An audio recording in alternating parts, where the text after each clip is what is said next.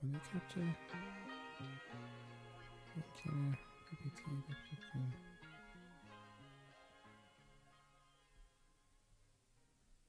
Okay. Okay.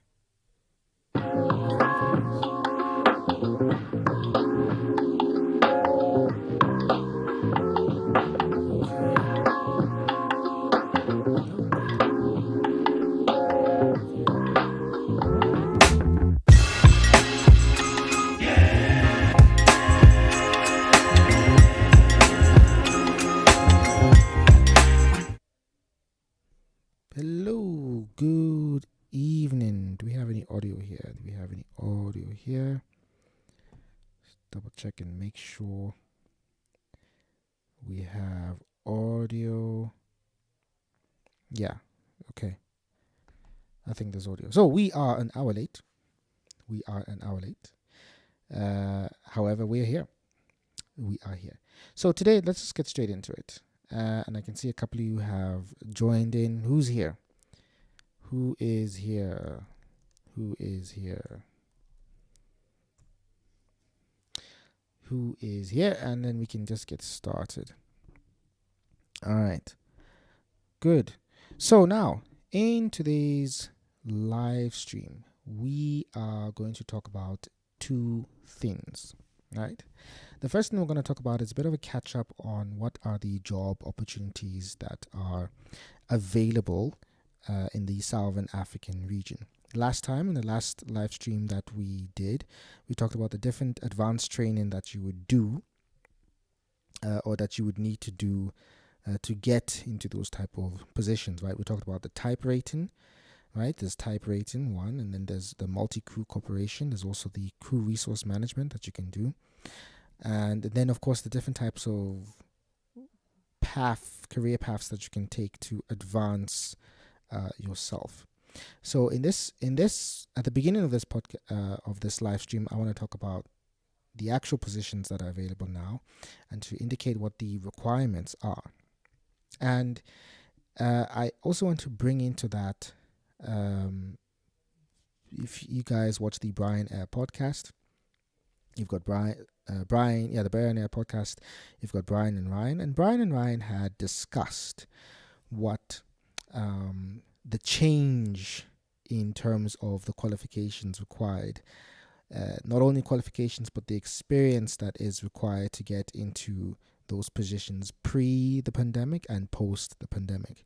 So pre 2020 and then post 2020. So we're going to look into some of the examples of the job opportunities that exist now for low time pilots, but also for experienced pilots in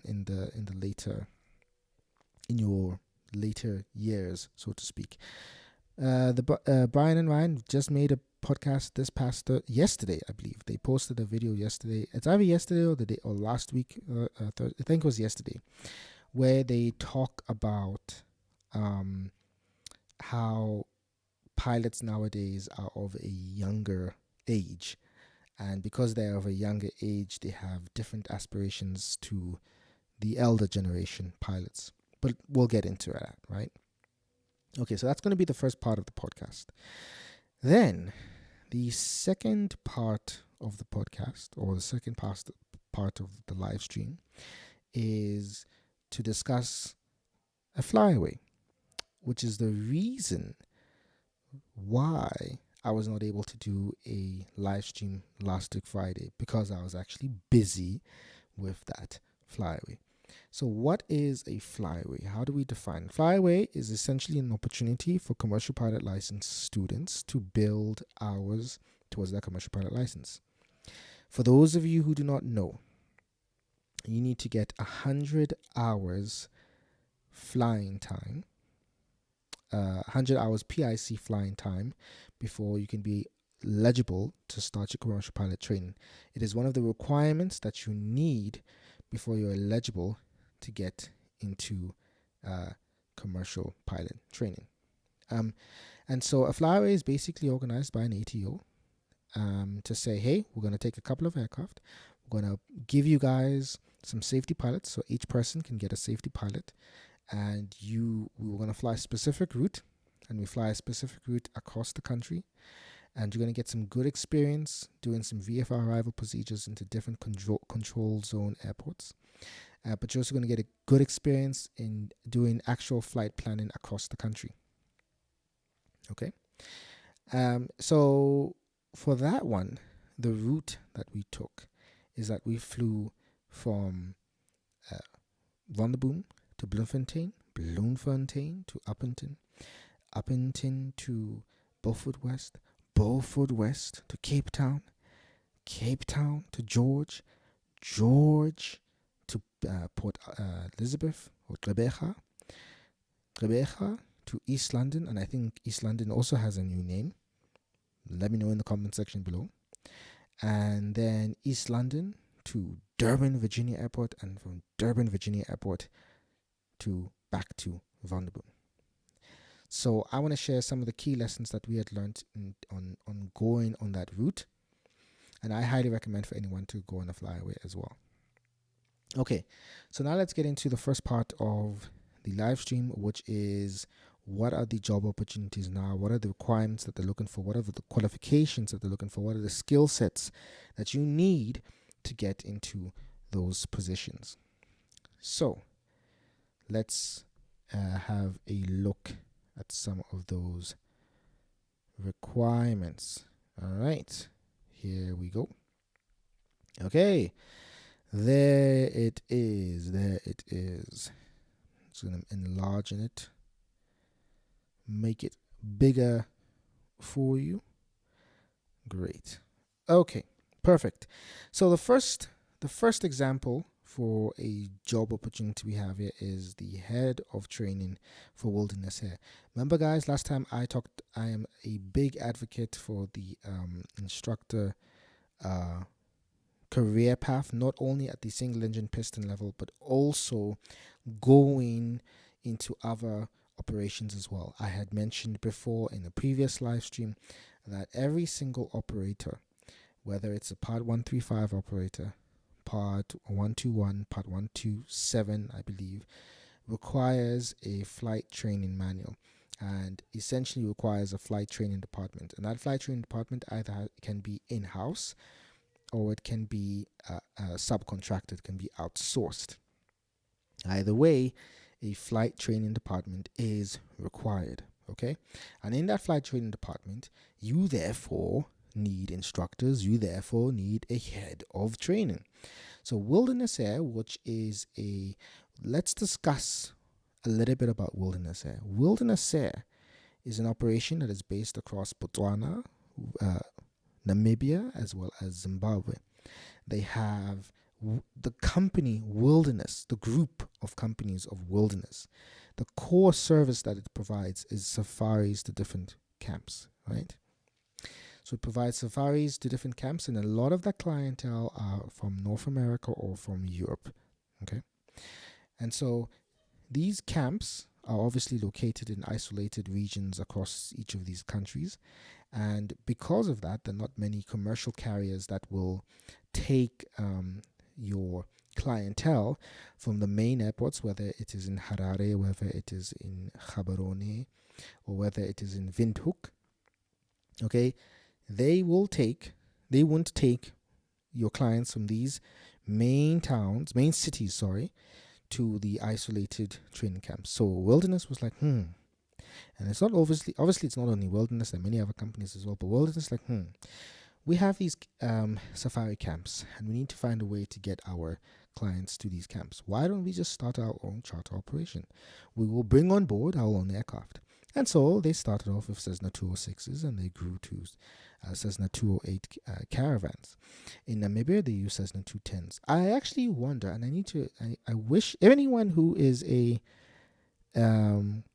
pilot based in Namibia, I want to know the reason why in Namibia itself they use Cessna 210s versus Cessna 206s with Botswana and Zimbabwe. I wonder what that reason is.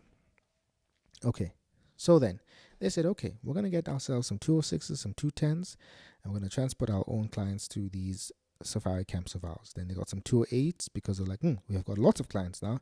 We need a larger aircraft to transport them to these safari camps. Great. Excellent. So that's who Wilderness Air is. So let's look at this position over here. This position states that the purpose of the job is to have overall responsibility for ensuring satisfactory integration of flying training, synthetic flight training, and theoretical knowledge instruction, and for supervising the progress of individual students. What do we mean by students here? Students being line pilots in the operation itself. You are flying for Wilderness Air, but you need to have consistent training, right? Okay. And then also here it says synthetic flight training and theoretical knowledge instruction. Synthetic flight training is related to FSTD, flight simulation training devices, right? So then let's go straight down to the qualifications. What do you need? It says you need to have a valid CPL, commercial pilot license. You need to have a valid Class 1 medical, and you must have a minimum of 2,000 hours total flying time. Must have a minimum of 500 hours of instruction.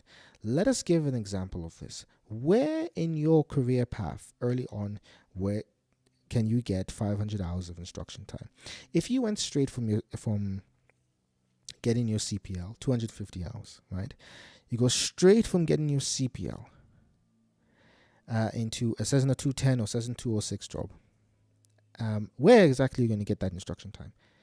So very early on in your career, low-hour pilot, you would get that, obviously, as a flight instructor at an ATO, right? Because at an ATO, the regulation, this is specific to South Africa, this is not for Namibia, the regulation states that you are allowed to fly a maximum of 666.7 hours, I believe, of instruction time in 1 year. Therefore, theoretically, you are able to get those 500 hours of instruction time in 1 year. You may not have 2,000 hours of flying time at that point in time, but you can definitely get 500 hours of instruction time. The third requirement below that, it states that you must have a minimum of 500 hours on turbine aircraft. So therefore, they're purposely saying, hey, if you've done some flying on a PC-12, or if you've done some flying on a Cessna Grand Caravan, excellent, good, then you are most suitable for us to be the head of training. Guys, this is the head of training. Okay, great. So now, this is one example of being a career instructor. Let's look at what the low time positions are available. So at Wilderness Air itself, particularly Wilderness Air Namibia, there is an opportunity to actually enter the operation as a low time pilot on the Cessna 210, right? So, okay, there we go. The Cessna 210, right? Okay, so now it says, if we go straight down to where it says experience states that you should have a minimum of 250 hours of total flying time, right? Minimum of 250 hours of total flying time. And preferably, you must have a Cessna 210 rating. That would be nice. That would be nice. But basically, straight out of flight school, you can go ahead and get yourself a Cessna 210 rating and get on board. Or apply for this vacancy. But that's a great thing, because typically, when you do your commercial pilot license training, you would graduate with a minimum of about 240 to 250 hours of flying time. That's because you begin your commercial pilot training. This is for South Africa, but you begin your commercial pilot training at a minimum of 200 hours, and that minimum of 200 hours, you therefore would go and do your instrument rating. When you do your instrument rating, it takes about 40 hours minimum, right? 20 hours in the FSTD and 20 hours in the aircraft itself. Great, excellent. And so you then graduate with a minimum of about 240 to 250 hours. However, actually, I think one does need to clarify. This minimum of 250 hours of total flying time might be in the aircraft itself versus including your FSTD time.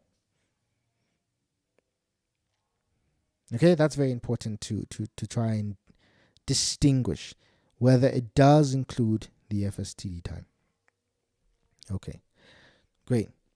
So, but the point is, this opportunity is there. Now, there are some countries that limit you based upon your citizenship. Uh, you know, rightly so. They want to protect their citizens. That is rightly so. Now, Botswana, for example, rightly so. If you are a foreigner, that is you are South African, which is a foreigner, and you want to go fly in Botswana, they state that you must have a minimum of 500 hours of flying time to protect the local pilots, which is rightly so. And so, in fact, I think the last news that I heard is that they are actually stopping issuing out work permits to any foreigners to Botswana because they want to now hire up all the upcoming graduate pilots, they are a lot. Botswana is providing lots of funding opportunities, bursaries, scholarships to candidates who want to become pilots, and so they have trained quite a number of individuals who can fill up those vacancies in the Botswana environment. It's essentially the same thing in Zimbabwe as well. Now, Zimbabwe seems to have changed a bit. I remember last time, like pre-COVID. Ooh, can't say that word now, but it's out there. I remember last time pre the pandemic that they were saying that you must be a Zimbabwean citizen. Now that's changed. You must just have a Zimbabwean license. So things are changing. Things are changing in the field. Okay. So let us look at what other positions they are. Some time back, if you have not seen it, I have done an interview with Tinashe. Tinashe was previously flight operations manager for Wilderness in Botswana. He has now moved on to Halstead Aviation Corporation in Zimbabwe, and he is managing their operation there. Their company or his company has put out a post, right? Pilot position available. Cessna 206 pilots with following minimum requirements. You just need a Zimbabwe commercial pilot license of a Cessna 206 rating, instrument rated, 500 hours total time, and bush operation experience is preferable, but it is not required. That is something new, guys. Where it says Zimbabwe commercial pilot license instead of saying Zimbabwe citizen, that is something new. It just means now, well, my understanding is that you just need to convert your license onto a Zimbabwe commercial pilot license. Excellent. Okay, so 500 hours of total flying time. Well, now you have to go get that somewhere else, right? Become an instructor, go do some ferry flying, all sorts of positions. Okay, great. So now you can email him directly. His email address is right there, guys. Tinashe is right there. Tinashe@haczim.com. Applications close on the 31st of March 2023. Guys, if you have your CPL, apply. You have less than 10 days to do so. Okay, great. So this is Halstead's Aviation Corporation. You can see the type of routes that they do. They say we fly to safari conservancies. I'm not pronouncing that. I'm butchering that right now. National parks, holiday destinations, medevac centers, and key towns. Quite a number of...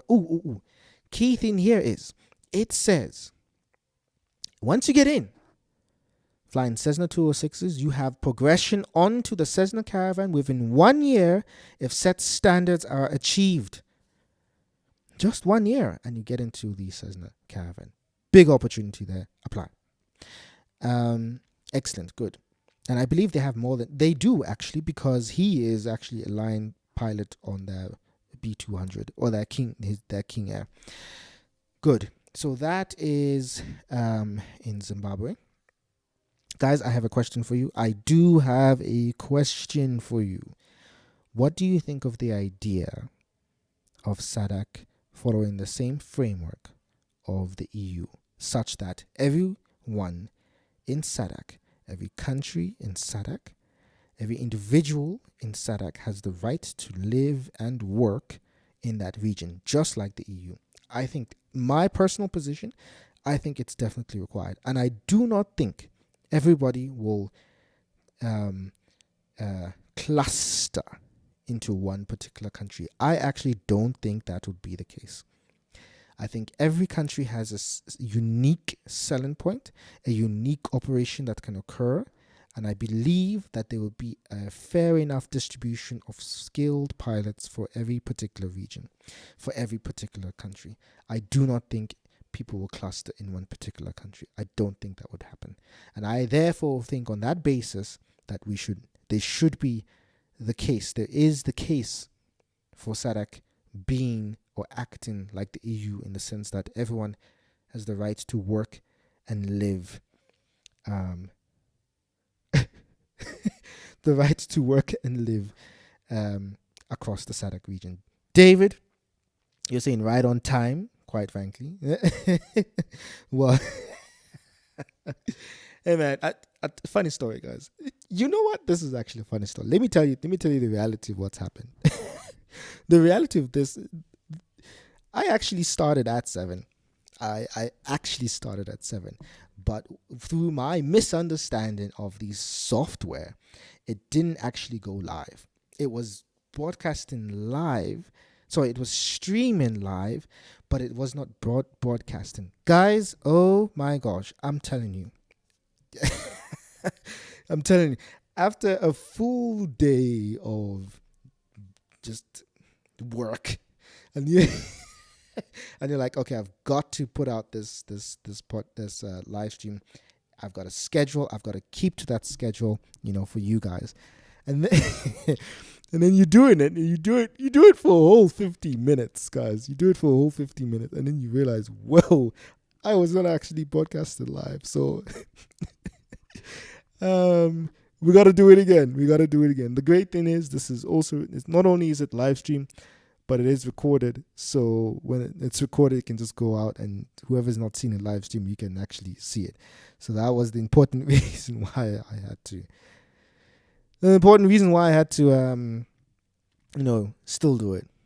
Okay, now back to our main topic at hand. Here is another operator here, CFS, Com Air Flight Services, not to be confused with the former Com Air airline, which had Kulula.com as well as British Airways under their brand of airlines. Com Air Flight Services, based out of Lanseria Airport, operates a fleet of PC-12s, right? And this particular job posting that they have here is of a more experienced pilot. You must have an SACAA CPL with a valid instrument rating, and you must have, or not must have, but a frozen ATPL will be advantageous. For those of you who do not know what a frozen ATPL means or is, a frozen ATPL is basically you have done your CPL and you have on top of that passed all your ATPL written exams. 6 of them in South Africa. Obviously it varies from country to country. Botswana, those who live in Botswana, you may tell me what the requirement is. Those who live in Namibia, Zimbabwe, Mozambique, Zambia, got a lot of Zambians as well. What are the requirements? All right. So now, over here, you must have 1,500 hours of total time. 1,500 hours of total time is exactly what you need to get your ATPL. It's exactly what you need to pass your ATPL. Then it further on says you need to have 200 hours of turbine experience. Guys, that's a lot. It's a lot of turbine experience. But in this instance, you're therefore becoming a PC-12 captain, right? A PC-12 captain. It therefore also says you need 100 hours of night and 100 hours of instrument flying time. That 100 hours of night is a sub-minimum requirement for the ATPL. So you can see a lot of the requirements here are actually part of getting the ATPL. When you get an ATPL, you're pretty much quite eligible for this position, even though it says here SAC CACPL with IF rating is required. Now you don't need an ATPL to fly PC-12. An ATPL is only required if you start flying aircraft with greater than 19 seats, right? All right, okay. Preference to be given to a PC-12 rated pilot with 50 hours on type. You see where it says 50 hours on type? I've talked about this before, this whole 50 hours on type thing. Okay, I've said before, for a Cessna Grand Caravan, if you can get 50 hours on type, the insurance company will not give you a side eye on saying, we're not sure if we want this guy or flying this plane, and therefore now you have to pay a premium on the insurance. Okay, this 50 hours on type is very specific. It's 50 hours on type because of insurance. And then it says, however, rating can be given to the right candidate on a bond basis. So if you don't have a type rating, then they'll pay for your type rating, and then you're bonded to the company, rightly so, until you can pay it off over the years. Okay, good. Now, guys, it is very important for me to mention here that you don't necessarily have to direct entry into such an operation. CFS, actually, in Macero, I talked to one of the CFS pilots. I don't know if you remember. No, I don't. Yes, I made a video of it last year. 2020. What year are we in? 2023. Yo, jeez. December 2021. My gosh. December 2021, I made a video at Macero Airport, standing in front of a PC-12. That PC-12 belonged to CFS. And I was talking to the pilots who were operating that charter flight. And he said to me, look, all you need to do is get your comm license and come work in the flight operations department for 6 months. You are meeting face to face with the key managers over there, and by doing so, they will put you on the right hand seat of the PC-12 just to get some experience. Right? You will get hours on the aircraft, because it also depends on the operation that they fly, where sometimes they do require 2 pilots. But anyways, and so you will get time on the aircraft, and at some point the flight operations manager will say, okay, great, you've got enough operations management experience in terms of the administration, we're going to put you as aligned pilots on the aircraft. So guys, one of the important aspects is just getting an in. If you can just get an into the company, you can therefore see the hidden opportunities that exist within the organization. You don't have to get in directly as a pilot. You can get in through other roles. There's another individual that I was talking to today. I'm not going to name names, but formerly used to work at Qatar Airways. Qatar Airways gives opportunities to staff members if you want to become a pilot, right? If you've been working there for a while and then you go off and you do your training, and they will tell you exactly what they need to become a first officer on any one of their fleet, most likely to initially be the Airbus A320, flying their regional routes. Okay, so the point is getting in to the organization first, if you can, and then work your way into the pilot role from there, because you would have the hidden advantageous position versus a person who's trying to get in directly as a pilot, where they don't know anybody in the organization. All right. Now, some of these positions that I posted here, you can see the deadlines have already passed, but they're pretty recent. This one's for CFS. Deadline was on the 3rd of March. The previous one is still open up until the 31st of March. Previous one to that, I'm trying to remember what the deadline is. I think it actually is still open for you to apply. 210 is a nice plane. Oof, the Centurion, my gosh, beautiful aircraft. I love it. Centurion is like the Hilux of the skies. Man, that thing's a machine. Okay, now the other opportunity I wanted to display here. Now, of course, SAF Air is a domestic airline in South Africa, starting to branch out to different countries. And so, it's not stated here.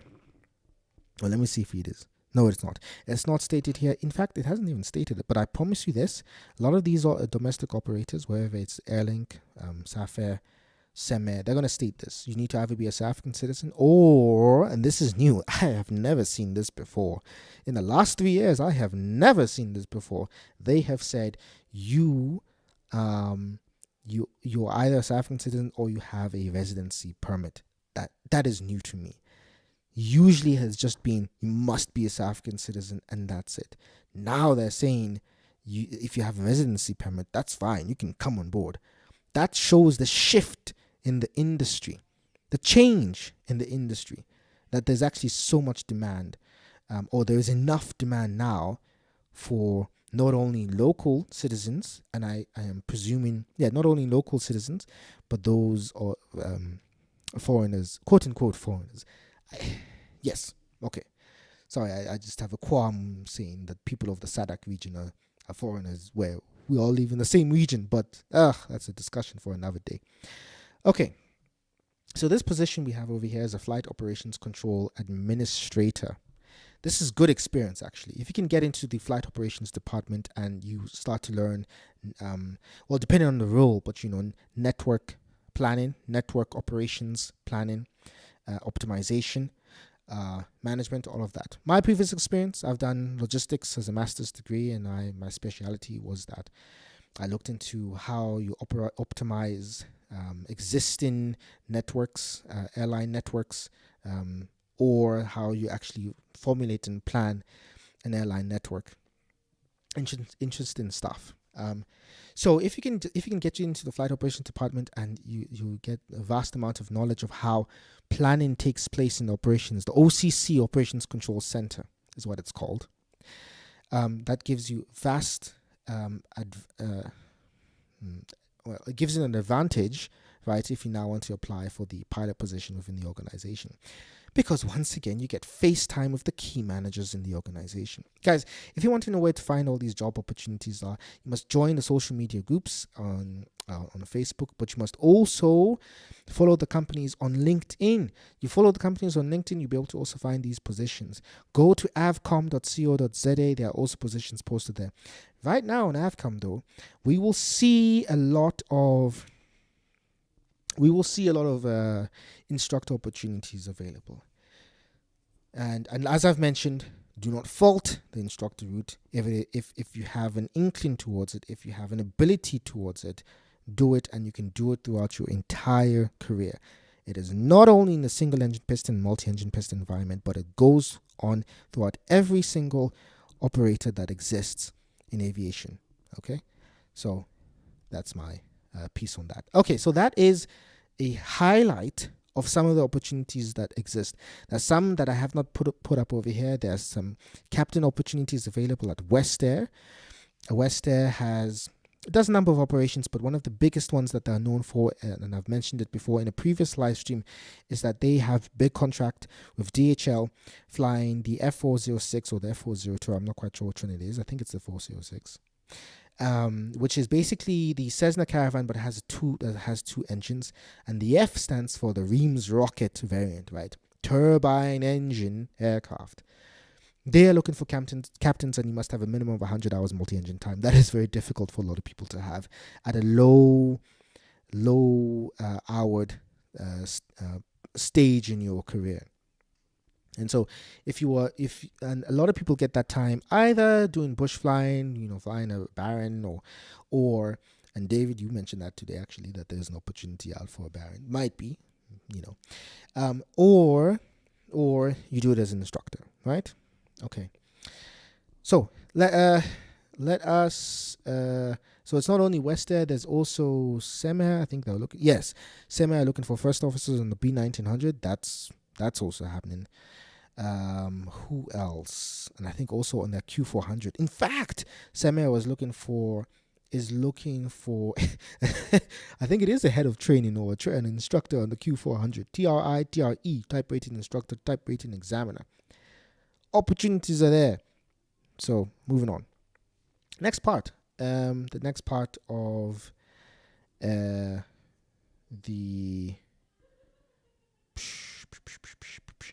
next part of the, let's see what's going on here. I just want to double check something here, guys. I want to make sure that this thing is actually, yeah, it is. Yeah, apparently it is. Apparently it's showing yep. Give me a second here. Losing the flow there. Okay, now we're back on it. All right, good. So now the second part of this live stream is about the flyaway that I was involved in, and this is for individuals who already have a PPL, who want to fly to different destinations in South Africa, or just doing a long navigational flight. And some of the lessons that we had learned along the way in terms of flight planning, decision making, ADM, aeronautical decision making, and yeah, all of that stuff. So one of the key lessons that the first key lessons that we had was flying to what's it called? We went to Bloemfontein, and then we went to Upington and spent a night in Upington. Now, from Upington, as you can see, the idea is we're supposed to now go to Cape Town. And actually, originally, we were not supposed to go to Cape Town through Beaufort West. We were supposed to originally go to Cape Town through Springbok. What happens when in the morning, when one of our team members calls up Springbok, they say, "Hey, we actually don't have any more fuel left because it has been assigned to another operator." So Springbok was not the case. The other challenge that we had is that Cape Town International Airport, CTV, Charlie Tango Victor, the VOR station was being calibrated. Therefore, it was only instrument IFR traffic that was allowed into the airport. We were VFR, so we could not do that. I think the no time was that from 8 o'clock to 4 p.m. local. Somewhere along those lines. So that was a challenge. So in the end, we decided, okay, and then there was a third challenge, which was the weather, that there possibly could be bad weather in Cape Town. And so we finally came up to the conclusion that, guys, let's go to Beaufort West. There's fuel at Beaufort West. We know there's fuel at Beaufort West. So let's go there. Let's fuel up. Beaufort West geographically is also a good position to either go to Cape Town, to George, or to Port Elizabeth. Any one of those airports are along our original flight path. So whatever the case, we can continue with our flyaway. So we go to Beaufort West to fill up. Funny enough, I meet two people that I never thought I would meet there. That's how small the aviation industry is, but we met them nonetheless. And luckily enough, the weather was good in Cape Town. And then we eventually decided, rather than going to Cape Town International Airport, let's go to Cape Winelands. Cape Winelands has been recently bought out by a billionaire. He's been very vocal on social media, if you know him. And he wants to make Cape Winelands or Visante Kraal into the Lanseria Airport of Cape Town, right? He wants to make it the Lanseria Airport of Cape Town. Cool. Now, Visante Kraal or Cape Winelands, and actually we had a discussion with the airport manager when we did land there. We eventually made it, thank goodness. Weather held out long enough, thank goodness. Talked to the manager, and he was describing to us what they're doing in terms of how expanding the airport, making it better, and all of that stuff. So look out for Cape Winelands, guys. This is going to be the new destination airport for general aviation aircraft into Cape Town.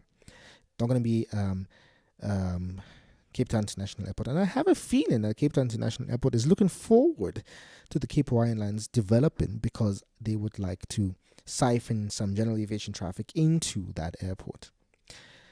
All right. Fabulous. So, okay. And the landing fees are cheaper as well. The airspace is less busy. Just a great choice to go to for general aviation. So we made it there. By the way, in Beaufort West, managed to check out some of the G1000, G500 aircraft that are there. Beautiful machines. Absolutely beautiful machines. In fact, I think I'm going to be posting a video on that. Just the shorts, nothing long. Yeah, shorts, I would say, on potentially a short. We'll see on the G1000 at some point in time. All right. Now, we were able to go to George. George was a technical stop. Met one friend of ours there. Then we went to Port Elizabeth. Stayed in Port Elizabeth. No troubles there. No, we did have trouble. We had one issue there of bees or wasps or something. And I think the queen bee decided to park itself on the wing of one of the aircraft. And then just the bees swarmed across it. And this is next to the pitot tube. So this was just dangerous. My gosh, that was dangerous. Luckily, one of the aircraft, was able to clear away some of those bees, but it was something that you have to look out for. You have to just exercise and monitor the airspeed indicator to ensure that it is working correctly, because that pitot tube, and not only any pirostatic instruments in the cockpit that you'd have to monitor and check that they're actually working properly. I'm sure some of those bees went from Port Elizabeth to East London, not only East London to Durban in itself. So that was fine. George. There was a challenge prior to Port Elizabeth. This is something that one does not experience when they fly in the Highveld, like Free State and Gauteng and all of that stuff. George is at sea level, and we were flying inbound at flight level 075. And usually when we fly in the Highveld, when we're flying inbound to any airport, the height above ground level is actually between 3,000 or 2,000 and 4,000 feet, right? It's not that high. So your top of descent can be pretty close to the CTR, to the ATZ.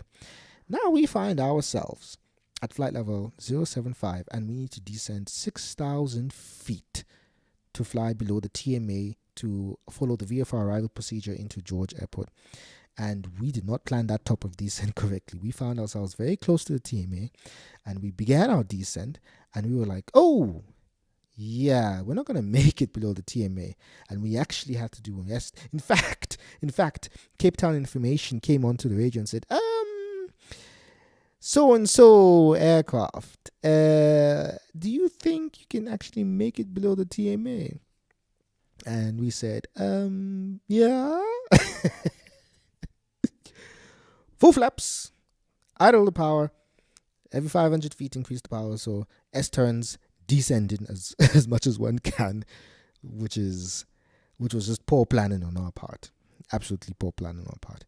So, guys, this is something that that's why you have to plan your flights very tediously, particularly to destinations you've never been to or you don't go to often, because certain new situations will come up that you will not be ahead of the aircraft, right? So this is why proper planning, proper top of descent is definitely required. Okay. Then the last situation, or the last lesson that one learned on this trip is flying from Durban back to Pretoria. So let's put it this way: Durban to Pretoria, very long leg, and if you do not have a good tailwind, you will have to do a fuel stop at a particular at Newcastle. So if you had a headwind, it'll probably take you about 4 hours and a half, maybe even 5 hours to get back to definitely get back to Vulnerable. Because I remember when I did a flight, and I made a video about it. I made a video, must check it out, guys. Did a video on the VFR arrival procedure into Durban maybe a year or two back, and flying back from Durban to Bloemfontein via Bethlehem. Oh my word, we had a ground speed of 60 knots. It took us 3 hours to fly from Durban to Bethlehem, and then another 2 hours, well, an hour and a half or so, but 2 hours to get back to Bloemfontein. That's 5 hours in total. Long. Luckily on this occasion we had a tailwind, and it only took us 3 hours and a half. 3 hours and a half to fly from Durban to where's that place? Vulnerable. 130 knots ground speed. Nice for an aircraft that typically flies at 90 knots. So thumbs up to that, and we didn't have to do a fuel stop. Thank goodness. Okay, guys, that is pretty much it. Those are the key lessons that we had learned at on the flyaway. Pilot Jason. Flying inbound to George is never lekker. The weather and the CTR boundary isn't nice. Oh my word, you're right, Jason. I still need to send you a message, Jason. I need to of that equipment. I hope you found it, but if you haven't, I still need to send you that message. I apologize. Schedule is hectic, but I must send that to you. And yeah, guys, if you recall, the chat messages are like delayed, so I see them pretty late in the video. So if I'm not responding immediately, then yeah, there you go. Thank you for the video. Awesome to watch. Which one was that? Was that I think it was the flight planning one. Oh, okay. If it is the flight planning one, you're most welcome. Okay. Or if it's this one, you're most welcome. Okay, but yeah, so that's pretty much it, guys. If you haven't, these comm exams are very busy. Yeah, I know, and I hope it's going well. I hope you're able to consume that information, that knowledge, and that you're able to go through them one step at a time, man. So I'm hope all the blessings towards you that your exams go well. No, it was an interesting getaway, Moss. Yes, yes, yes. The flyaway, jeez. Ah, man. Oh, it's nice, guys. If you are those of you who are working towards your PPL, as soon as you get your PPL, guys, I really highly recommend going to doing a flyaway. Beautiful experience. You learn so many different things. And you get a lot of hours in a very short space of time. So I was a safety pilot for one of the CPL students, and they got 25.9 hours in 5 days. 25.9 hours in 5 days. And remember, you need 100 hours of flying time, PIC time, sorry, to qualify to get your commercial pilot license. Great experience. I learned a lot. I'd never been to Uppington before. I'd never been to East London, I think. Yes. Doing these flyaways are the best thing for PPL students. 100%. Flyaways are definitely one of the best. Okay. So a couple of things coming forward. I actually need to edit those videos of the flyaway, the VFR arrival procedure for each of those airports. See what I can put together for you guys.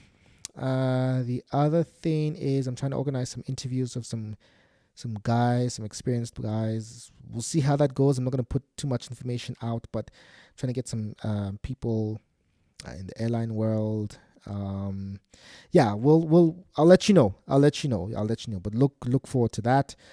And then the other thing is, for the PPL students here, for those either in the live stream or are going to watch it later on as the recorded version, I did put out a video obviously on Wednesday, flying to local navigational flights to Witbank and Varambat, or Warm Baths in English. So there's that video that's out, VFR procedure there, the navigation, how to do the navigational procedures, all of that stuff. I think that's pretty much it with updates, but yeah, I'm really looking forward to the future content that's coming up, and look out for Airlink application. You need to apply for it, man. I know, hey. It's open. It is open. And there are a lot of guys. There's a younger crowd getting into the airline industry. There's definitely a younger crowd getting in, and I'm sure many of you would agree with me that the younger crowd is not so attached to a particular country. So I'm sure some of you would like to get even into heavy metal time, like in the future. You're in Airlink. Airlink is a great airline, absolutely great airline. Fabulous. I mean, they weathered the storm of the pandemic, right, in the past 3 years or so, and have pretty much come out on top. Great airline. But as a younger demographic of pilots, I have a feeling a lot of people would then want to move on to some bigger metal. Your 777s, your 787s, all of that stuff. And that obviously happens in the Middle East, that happens in the East Asia, your Hong Kong, your Singapore, your Japan, your South Korea, where you can get access into, what's that place called? Not Serbia. There's a place in the CIS states. Afghanistan? No, not Afghanistan. There's another country. I forgot it. But, it's a cargo company, and they fly 747-800s. Opportunities there. Thanks, Jason, for that. I definitely need to look into those ones too. Thank you very much, everyone, for joining in. It's so good to always see you guys here. It's so good to always have a conversation with you here on this platform.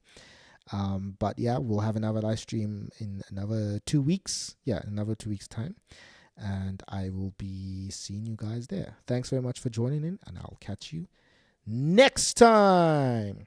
Oh, and again, any questions, just once again, put it out in the comment section. Thank you guys. Cheers, and have a good night. Bye.